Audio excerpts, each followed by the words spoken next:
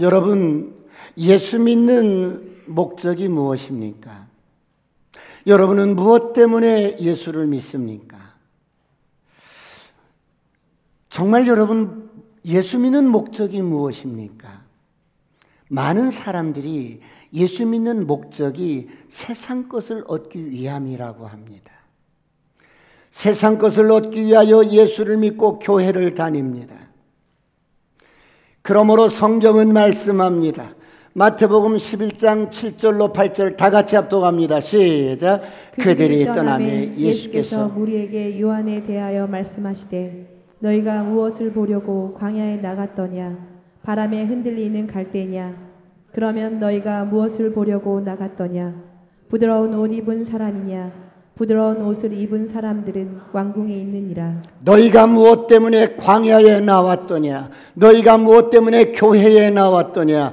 너희가 무엇을 바라고 교회를 나왔더냐? 흔들리는 갈대 같은 세상 사람들이 원하고 바라는 것을 얻기 위해서 나왔더냐? 여러분, 세상 사람들이 원하고 바라는 것을 얻기 위해서 예수를 믿는 것이 아닙니다.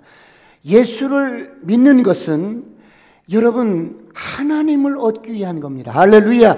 하나님으로 채워지기 위한 겁니다. 할렐루야.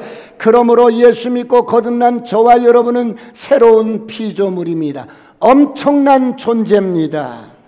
여러분, 저와 여러분이 거듭났다는 것은 어마어마한 존재입니다. 그러므로 성경은 말씀합니다. 다 같이 고린도후서 5장 17절 다 같이 합독합니다. 시작. 그런즉 누구든지 그리스도 안에 있으면 새로운 피조물이라. 이전 것은 지나갔으니 보라 새 것이 되었도다. 그런즉 누구든지 예수 안에 있으면 새로운 피조물이라. 보라 이전 것은 지나갔으니 새롭게 되었도다. 여러분, 새로운 피조물이 어떤 존재입니까? 죽음을 이긴 자입니다. 세상을 이긴 자예요. 정복자보다 나은 자입니다.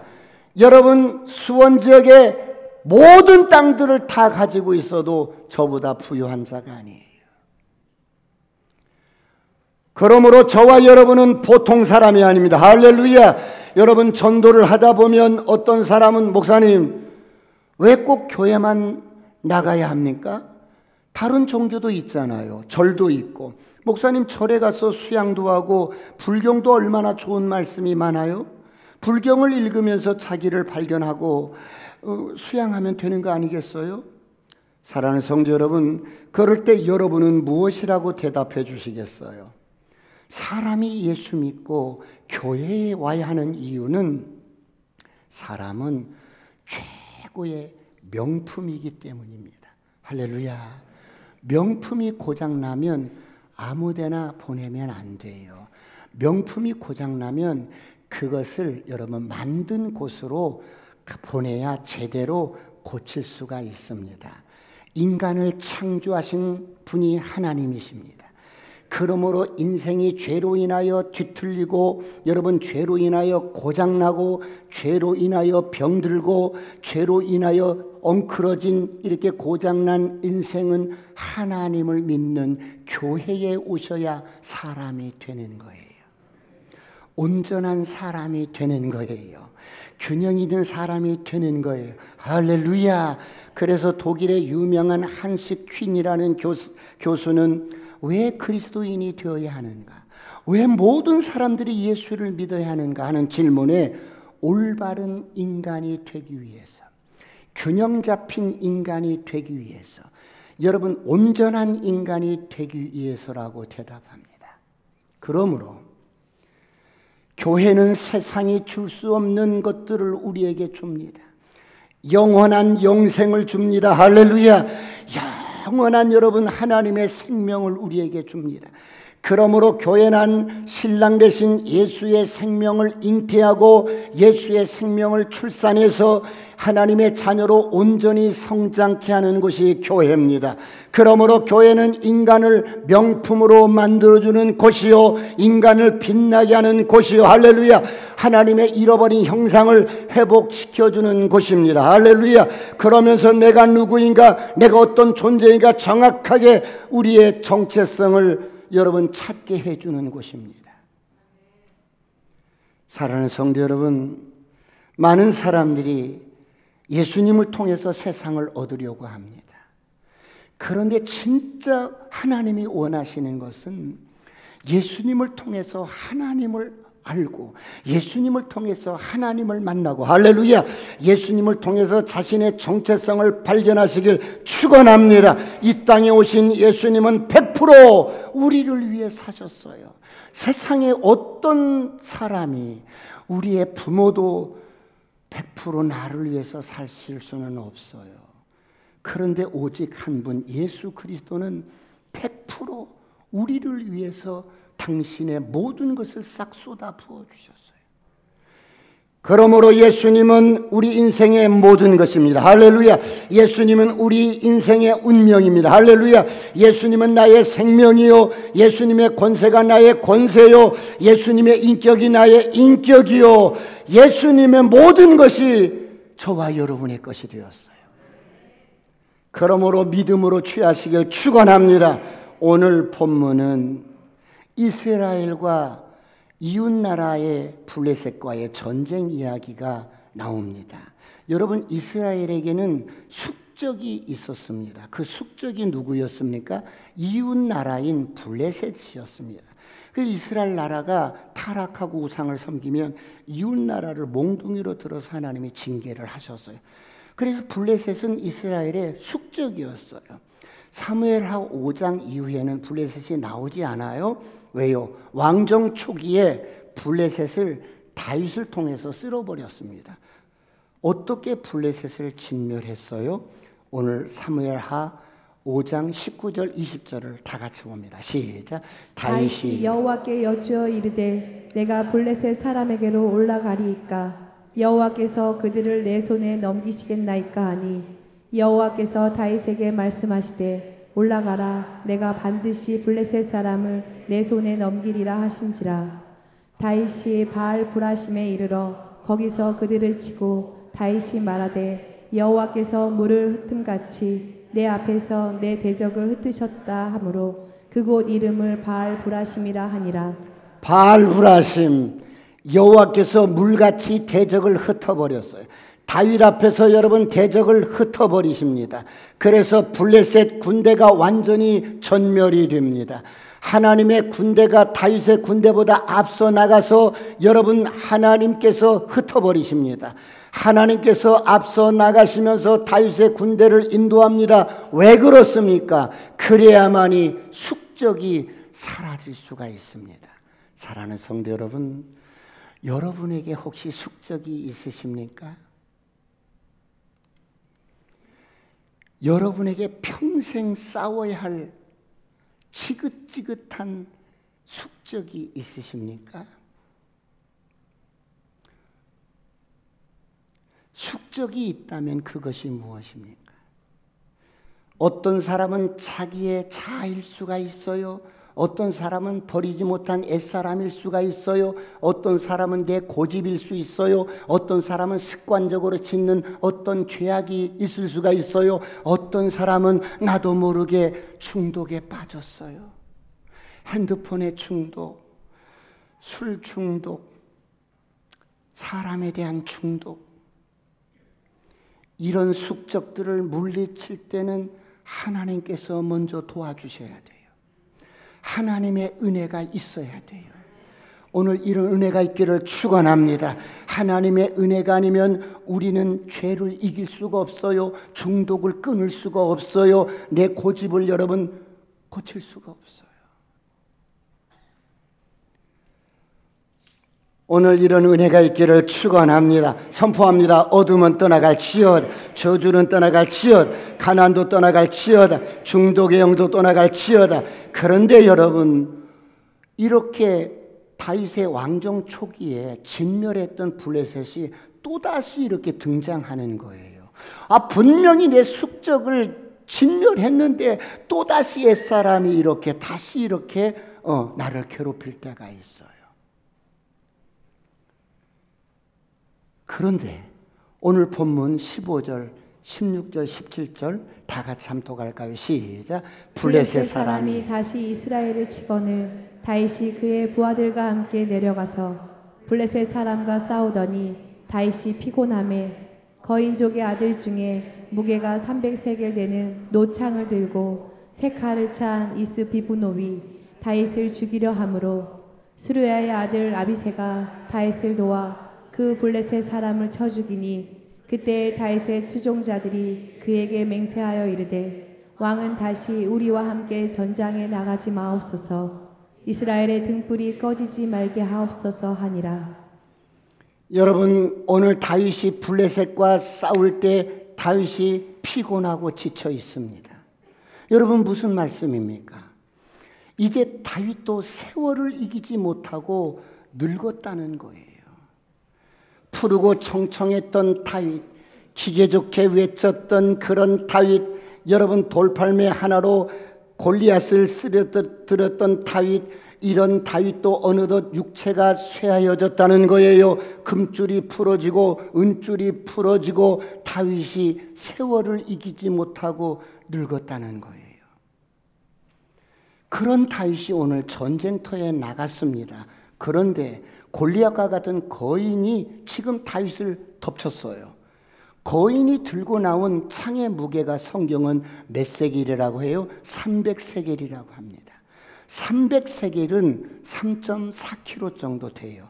그런데 여러분, 다윗이 젊은 시절에 골리앗을 무찌를 때 골리앗이 들었던 창의 무게는 600세겔이었어요. 근데 그때는 단숨에 골리앗을 쓰러뜨렸습니다. 여러분, 그런 다윗인데도 세월을 이기지 못하고 세월 앞에서 이제는 늙어서 피곤한 겁니다. 이 거인이 300세겔이나 되는 여러분 창을 가지고 다윗에게 달려들어서 여러분 다윗을 죽이려고 합니다. 다윗이 절대 여러분 절명의 위기에 처해 있습니다. 더 이상 피할 수가 없어요. 이제는 칼을 휘두를 힘도 없는 거야. 너무나 피곤한 거야. 옆 사람과 인사합니다. 눈을 뜨세요. 시작. 눈을 뜨세요. 눈을 뜨세요. 그 다윗이 여러분 이 절대절명의 위기 앞에 목숨이 풍전등화 같은 거야. 그냥 이 친구가 창을 그냥 내려 꽂기만 하면 다윗은 꼼짝없이 죽는 거예요. 그런데 그때 요압의 동생이었던 수르야의 아들 아비새가 여러분 가지고 있던 칼로 이스비브노비라는 이 거인을 그대로 죽입니다.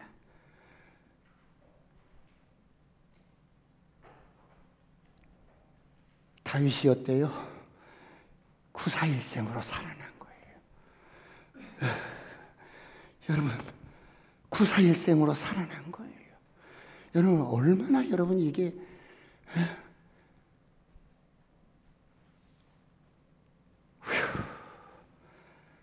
구사일생으로 살아났어요.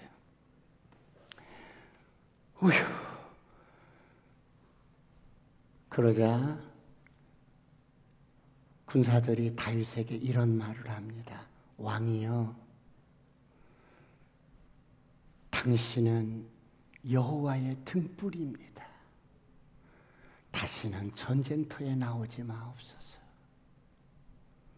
왕이여, 당신은 하나님의 등불입니다. 이 등불이 꺼지면 안 됩니다.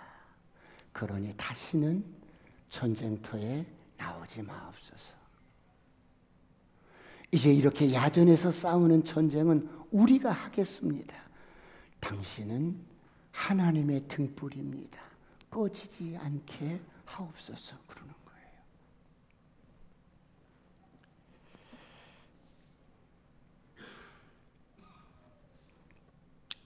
사랑하는 성도 여러분, 다윗의 부하들을 보십시오.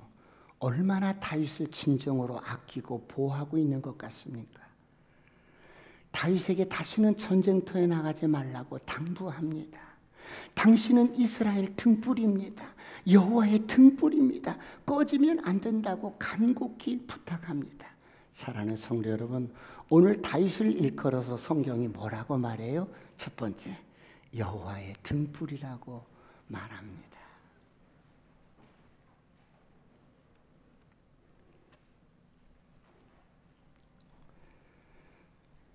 여러분, 다윗을 이스라엘의 등불이라고 합니다. 등불이 꺼지는 것을 죽음을 의미합니다. 여러분, 이스라엘 백성들에게 등불은 어떤 의미가 있어요? 하나님을 섬기는 성막에는 등잔대가 있습니다. 제사장들은 성막에 등불이 꺼지지 않게 잘 지켜야 합니다. 그러므로 출애굽기 27장 20절로 21절 다 같이 합독합니다. 시작. 너는 또 이스라엘 자손에게 명령하여 감나무로 짠 순수한 기름을 등불을 위하여 내게로 가져오게 하고 끊이지 않게 등불을 켜되 아론과 그의 아들들로 해마간 증거궤 앞 휘장 밖에서 저녁부터 아침까지 항상 여호와 앞에 그 등불을 보살피게 하라. 이는 이스라엘 자손이 대대로 지킬 규례이니라. 제사장들이 성막의 등불을 꺼지지 않게 잘 여러분 간수하고 지킵니다. 그런데 그 성막의 등불은 감나무로 짠 순수한 기름으로 등불을 밝히는 데 사용했어요. 그렇다면 여러분, 순수한 기름이란 무엇을 의미해요? 항상 하나님께 최상의 것을 드리는 삶을 의미합니다. 그래서 절대로 성막의 등불이 꺼지지 않게 잘 관리하라고 합니다.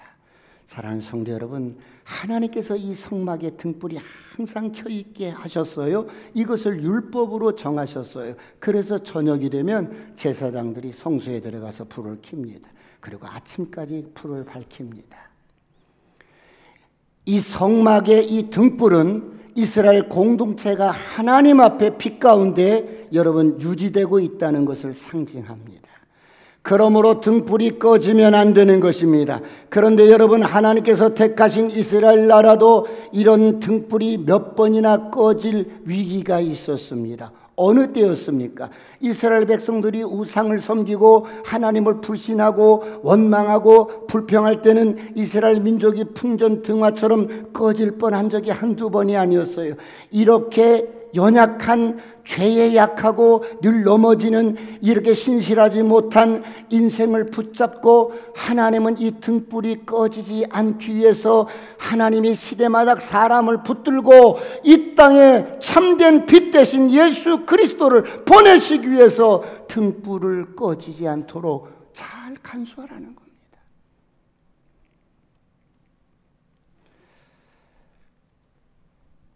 이스라엘 역사상 가장 어둡고 칠흑 같은 시대가 사사시대였어요. 이 사사시대는 사람들이 각기 자기 소견에 옳은 대로 말하고 행동하고 그렇게 삽니다. 마치 지금 시대와 거의 별반 다름이 없습니다. 그럴 때 이스라엘 백성들의 영적인 상태가 어땠어요? 사무엘상 3장 2절로 3절 다 같이 합독합니다. 시작. 엘리의 눈이 점점 어두워가서 잘 보지 못하는 그때에 그가 자기 처소에 누웠고 하나님의 등불은 아직 꺼지지 아니하였으며 사무엘은 하나님의 궤에 있는 여호와의 전 안에 누웠더니. 지금 이스라엘의 영적인 상태가 어떤 상태입니까? 여러분, 엘리 제사장이 눈이 어두워서 잘 보지 못하고 있어요. 최고의 지도자인 엘리 제사장이 눈이 어두워졌다는 것입니다. 여러분, 이것은 단순히 노안이 들어서 여러분 눈이 어두워졌다는 뜻만 아니라 당시 영적인 지도자들의 영적인 상태가 이렇게 어두워져 있다는 거예요. 지도자가 영적으로 여러분 눈이 멀면 하나님의 계시를 받아서 백성들에게 그 계시를 전해줘야 되는데 이게 안 되는 거예요. 그래서 모든 백성들이 자기 소견에 옳은 대로 행동하면서 삽니다. 이것이 지금 사사시대의 이스라엘 백성들의 영적인 상태입니다. 그러므로 다시 한번 사무엘상 3장 3절을 다시 한번 보겠습니다. 시작. 하나님의 등불은 아직 꺼지지 아니하였으며 사무엘은 하나님의 궤에 있는 여호와의 전 안에 누웠더니. 하나님의 등불이 아직 꺼지지 않았어요. 그런데 그 등불 옆에 누가 있어요? 사무엘이 누워 있는 거예요. 여러분, 칠흑 같은 어두운 시대에 하나님의 등불이 아직 꺼지지 않았어요. 이스라엘 백성들의 영적인 상태가 타락해서 처참한 상황임에도 불구하고 하나님께서 이스라엘 백성들을 포기하지 않으셨기 때문에 그 등불이 꺼지지 않고 있는데 그 등불 옆에 누가 누워 있어요? 어린 사무엘이 누워 있어요. 사랑하는 성도 여러분, 그래서 하나님은 지금도 칠흑같이 어두운 이 시대에 사람을 찾고 있는 거예요.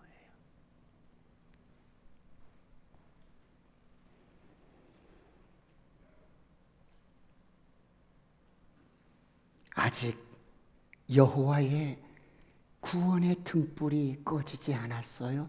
다시 한번 3장 3절 다 같이 시작. 하나님의 등불은 아직 꺼지지 아니하였으며 사무엘은 하나님의 궤에 있는 여호와의 전안에 누웠더니. 아무것도 모르는 어린 사무엘이 아직 여호와의 등불이 꺼지지 않은 그 성전에 누워 있는 거예요. 사랑하는 성도 여러분, 지금 이 시대가 영적으로 캄캄합니다. 마치 사사시대와 같아요. 교회는 많은데 교회 안에 복음이 없어요. 왜요? 교회를 다니는 목적이, 예수를 믿는 목적이 세상 것을 얻기 위해서 예수를 믿고 교회를 다니기 때문에 복음이 없는 거예요.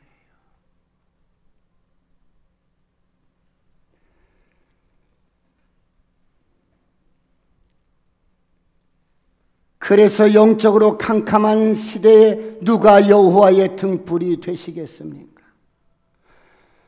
누가 하나님의 등불이 되시겠습니까? 누가 복음의 등불이 되시겠습니까? 누굽니까? 오늘 어린 사무엘이 여호와의 등불이 아직 꺼지지 않았는데 그 등불 옆에 사무엘이 누워 있습니다. 한 어린 소년이 여호와의 등불이 켜있는 하나님의 성전에 누워서 잠을 청하고 있습니다. 세상은 온통 캄캄한데 아직 여호와의 등불이 꺼지지 않은 거야. 모든 것이 다 타락하고 모든 것이 다 무너지고 여러분 캄캄한 것 같은데 여기를 보세요. 하나님께서 키우시는 소중한 여호와의 등불이 있는 거예요. 오늘 이런 은혜가 있기를 축원합니다. 하나님의 등불이 하나님의 성전에서 지금 성장하고 있는 거예요. 이것이 하나님께서 일하시는 방법이에요. 그렇다면 사랑하는 성도 여러분, 하나님의 등불은 사람을 말씀하는데 어떤 사람을 여호와의 등불이라고 말씀할까요? 두 번째, 하나님의 약속과 임재 가운데 있는 사람을 여호와의 등불이라고 합니다.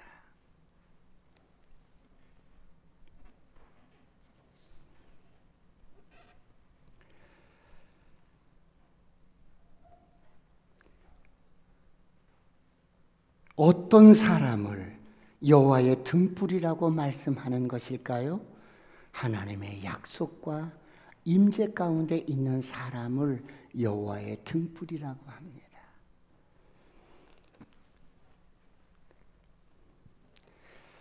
어떤 사람이 꺼지지 않는 하나님의 등불일까요? 어떤 사람이 하나님의 여호와의 등불일까요? 하나님의 약속을 가진 자입니다. 하나님의 임재가 함께하는 사람. 할렐루야. 그러므로 이 시대에 여러분 한 분 한 분이 여호와의 등불이 되시길 축원합니다. 복음을 가진 자입니다. 그리스도 안에서 분명한 자기의 정체성을 확립한 사람들, 예수 믿고 거듭난 새로운 피조물이 된 사람들, 언제나 하나님의 약속을 갖고 하나님의 임재 가운데 살아가는 저와 여러분이 이 시대에 여호와의 등불이 되시길 축원합니다. 사랑하는 성도 여러분, 예수 믿고 거듭난 것 어마어마한 존재입니다. 여러분, 예수 믿고 거듭난 것은 우리 인생을 조금 고장난 부분, 병든 부분을 리폼하는 정도가 아니에요. 예수 믿고 거듭나는 것은 우리 인생을 리모델링 정도 하는 정도가 아니에요.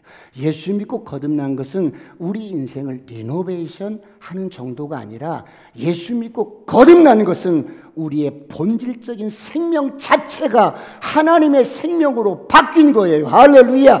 하나님의 생명인 그 영원한 생명이 우리에게 주어진 거예요. 할렐루야.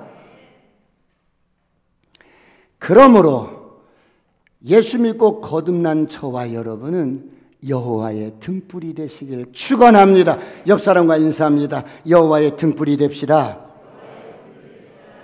사랑하는 성도 여러분, 그렇다면 여호와의 등불로 쓰임 받기 위해서는 오늘 우리는 어떻게 해야 할까요? 세 번째, 하나님의 성전에 잘 심겨져야 합니다.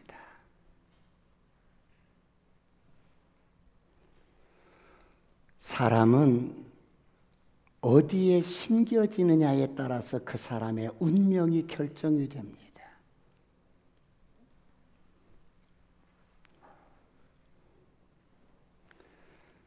사람은 어디에 심겨지느냐에 따라서 그 사람의 운명이 결정이 됩니다.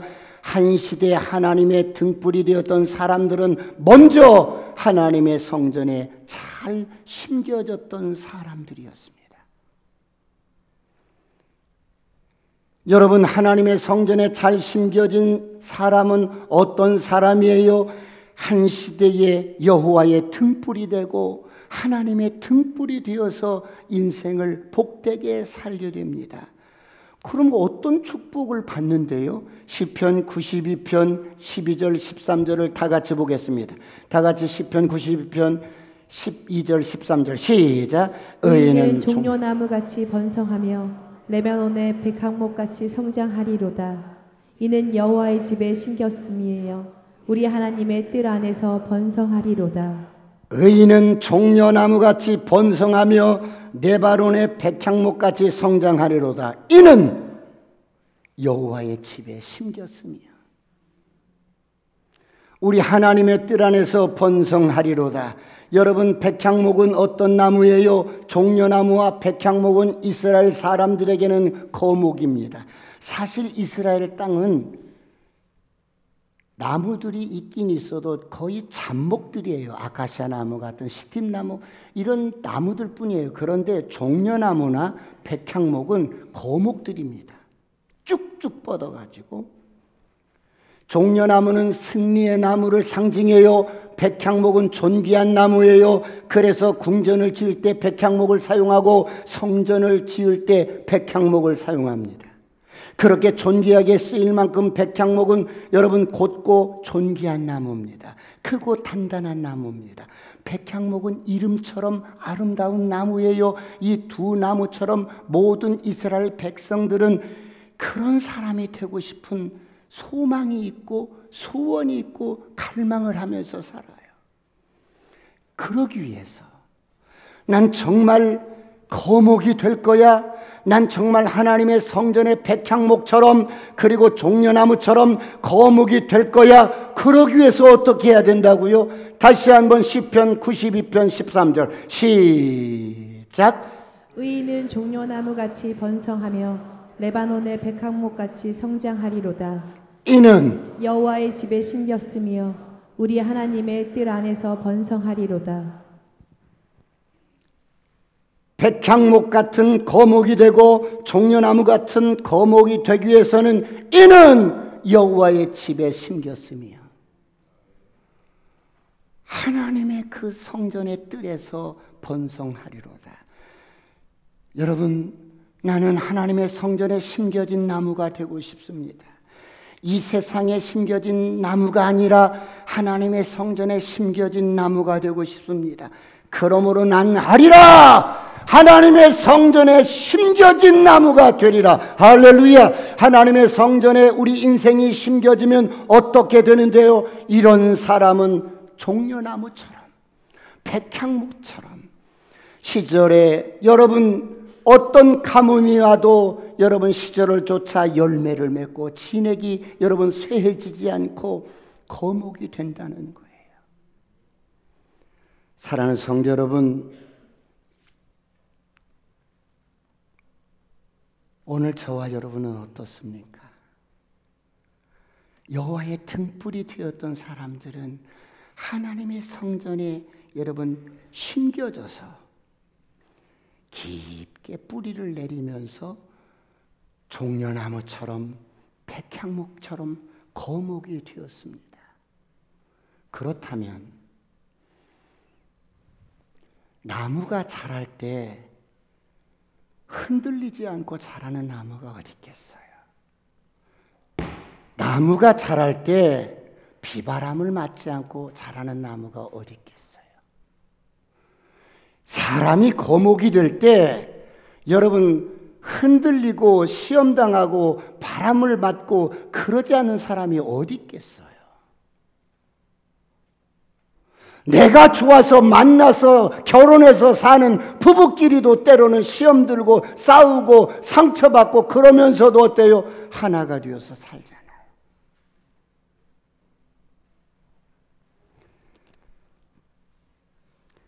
이런 인생의 시련이 오고 바람이 불고 파도가 치면 이 성전에 심겨진 나무는 더 깊게 뿌리를 내립니다. 내가 뽑혀지지 않기 위해서 더 깊게 뿌리를 내립니다.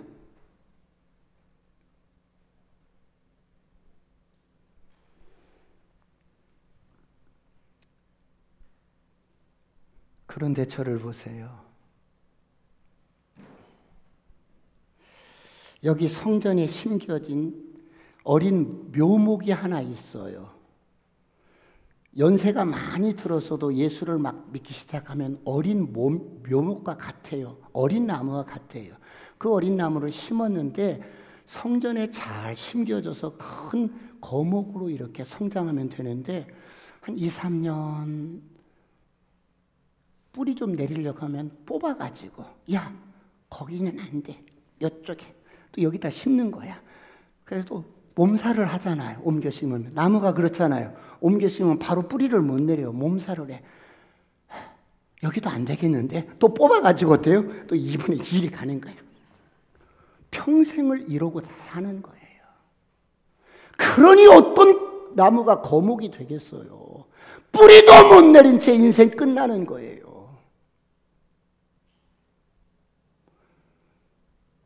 흔들리지 않고 자라는 나무가 어디 있겠어요?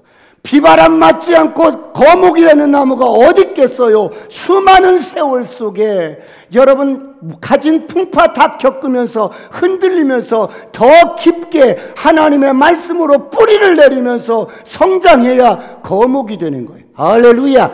옆 사람과 인사합니다. 나 거목이 될 거예요. 시작.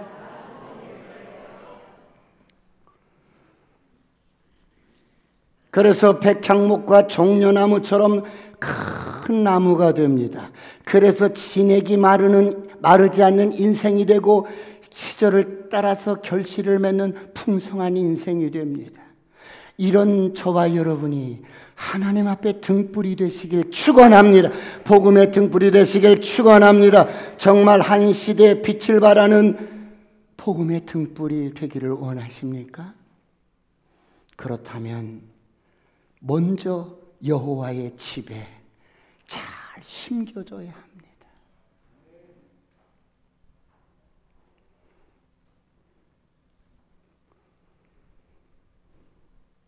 난 누가 뭐래도 난 여호와의 전에 심겨져서 비바람이 어떻게 불든 나는 묵묵히 하나님의 은혜로 성장해서 믿음의 거목이 되시길 축원합니다. 나는 하나님이 나를 불러주셨고 하나님이 나 같은 인생을 어둠에서 빛으로 아무런 존재감이 없는 인생을 나를 구원하기 위해서 십자가에 흘리신 그 보혈의 피에 그 사랑에 감격해서 나는 잊을 수가 없어.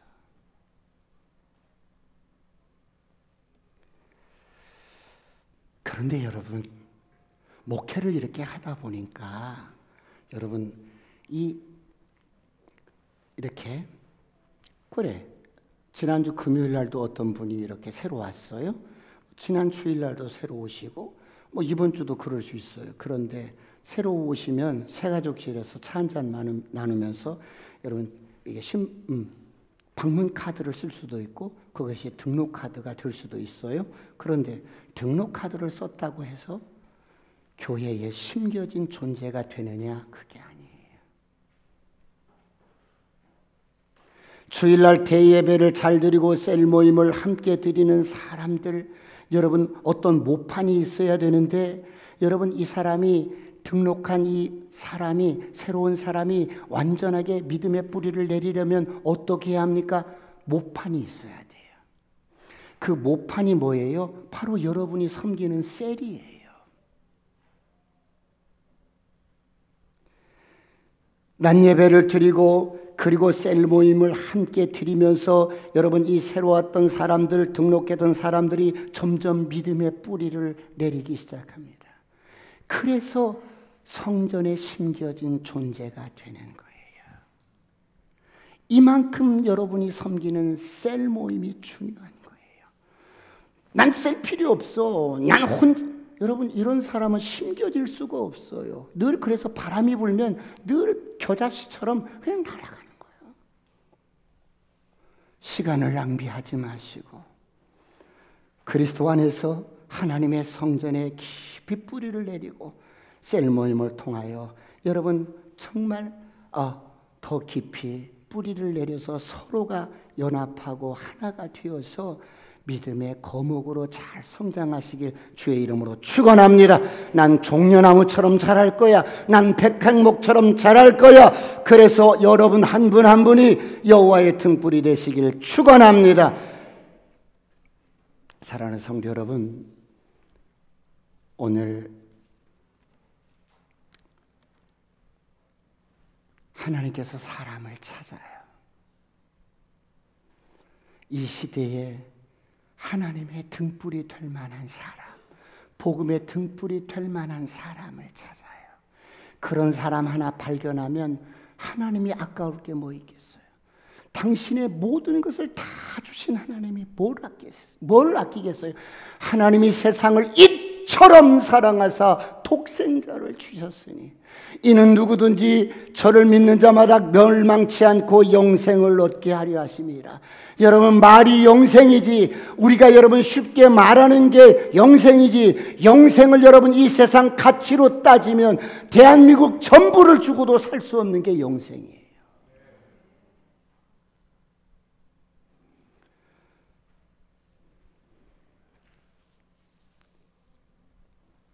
목사님, 저 진짜 이 시대가 캄캄하면 캄캄할수록 제가 복음의 등불이 되겠습니다. 그런 분들은 다음 4가지만 여러분들이 준비하시면 돼요. 첫 번째, 열정이 있어야 돼요. 뭐라고요? 열정.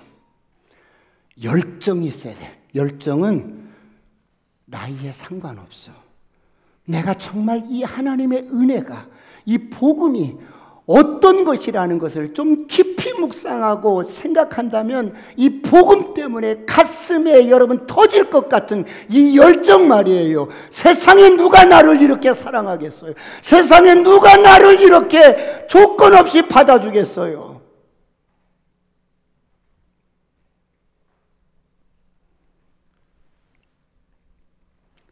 이런 복음, 이런 주님의 사랑에 불타는 열정이 있어야 돼요.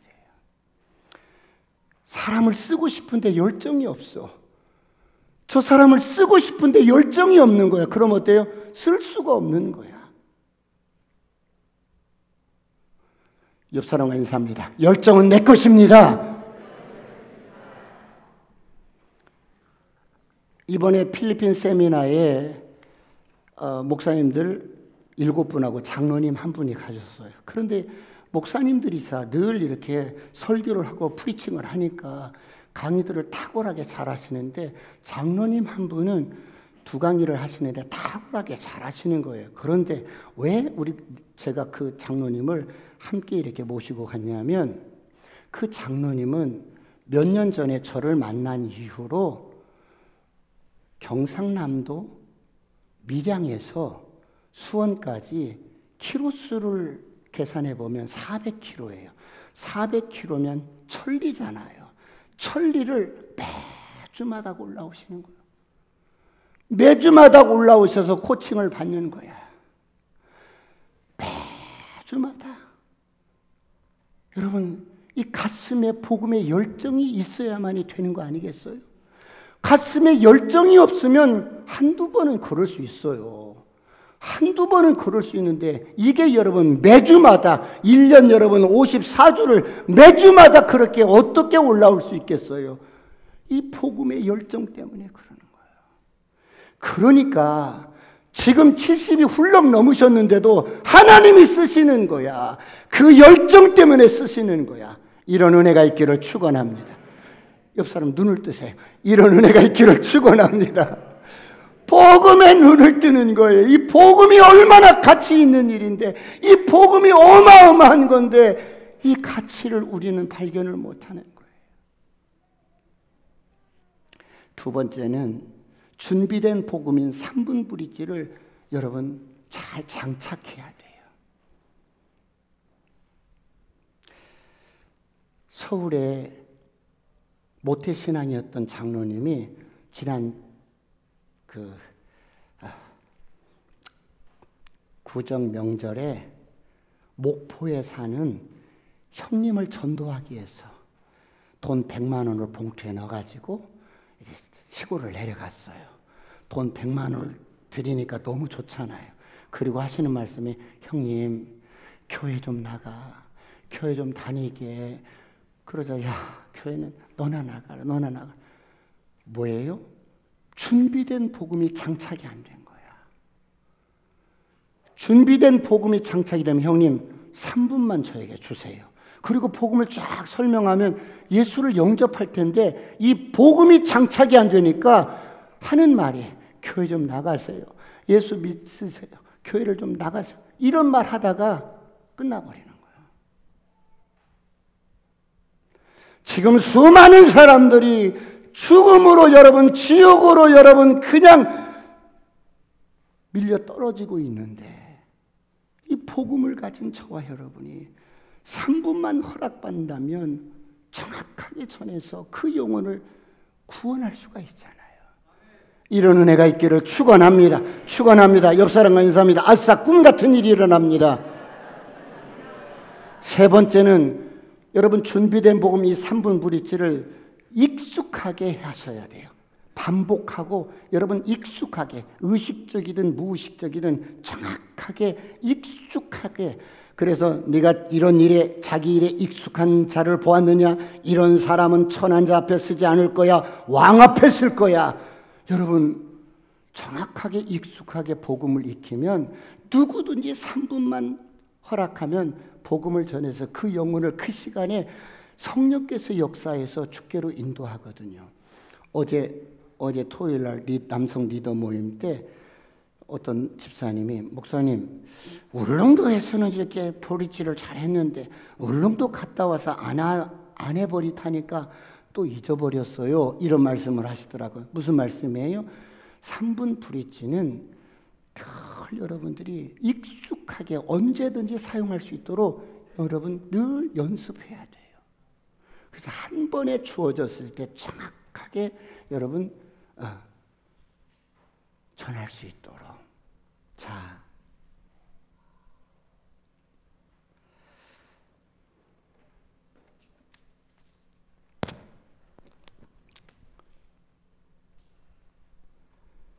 마지막 네 번째는 날마다 주님의 약속을 갖고 주의 임재 속에서 주님과 동행하는 사람이 이 시대의 등불인 거예요. 복음의 등불입니다. 할렐루야. 여러분 저를 보세요. 내가 길을 다니면서 난 등불이야. 난 세상의 빛이야. 아무리 그래도 여러분 이 간단한 이런 것들을 익혀서 여러분들이 익숙한 자가 되지 않으면 복음의 능력을 풀어놓을 수가 없는 거예요.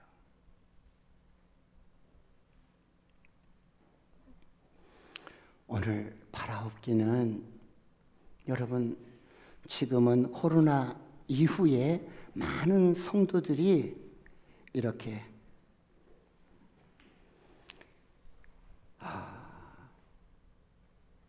하나님의 성전에 이렇게 떠나서 그냥 뭐 가난한 성도라고 해도 되고 플러팅 성도라고 해도 되고 떠돌아다니는 많은 사람들이 있어요. 여러분 저를 보세요.